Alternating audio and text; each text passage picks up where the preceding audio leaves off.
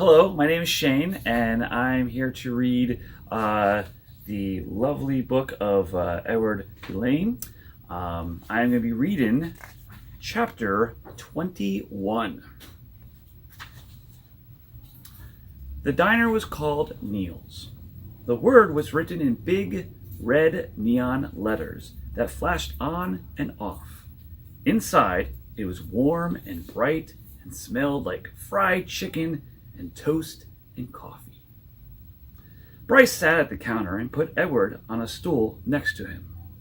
He leaned the rabbit's forehead up against the counter so that he could not fall. "What you gonna have, sugar?" said the waitress to Bryce.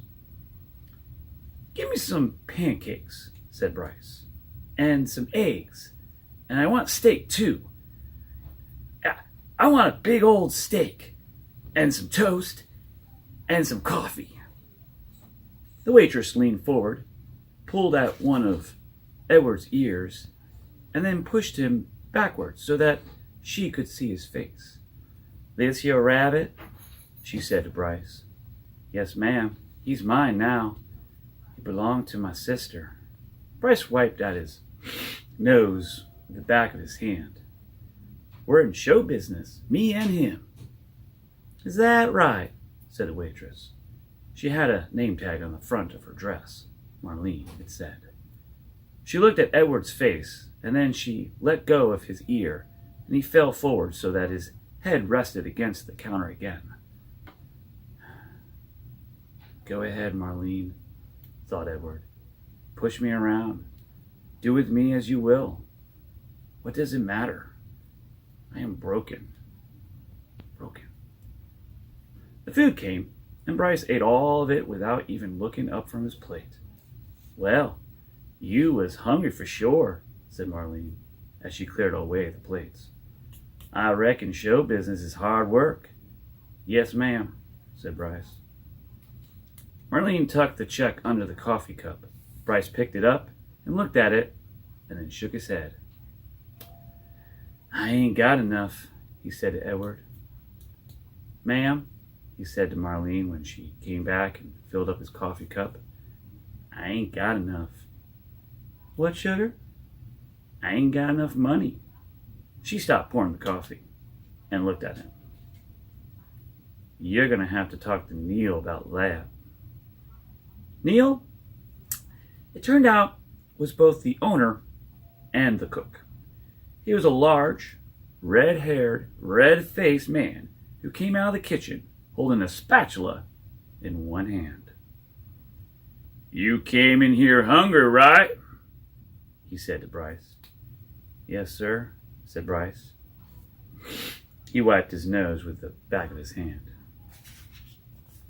"And you ordered some food, and I cooked it, and Marlene brought it to you, right?" "I reckon," said Bryce. "You reckon?"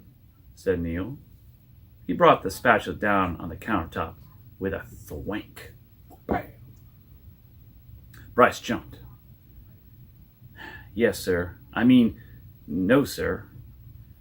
"I cooked it for you," said Neil. "Yes, sir," said Bryce. He picked Edward up off the stool, held him close. Everyone in the diner had stopped eating. They were all staring at the boy, and the rabbit, and Neil. Only Marlene looked away. "You ordered it. I cooked it. Marlene served it.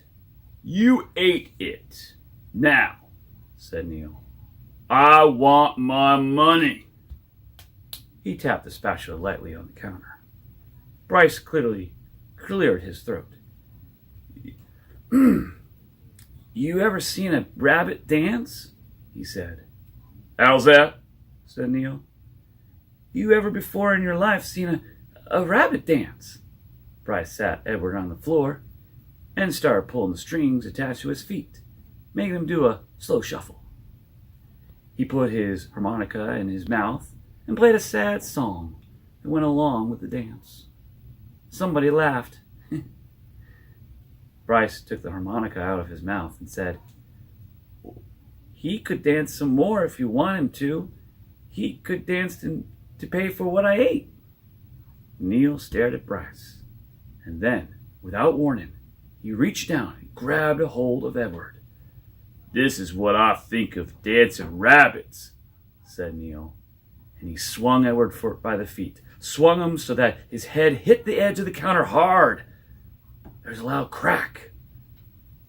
Bryce screamed, and the world, Edward's world,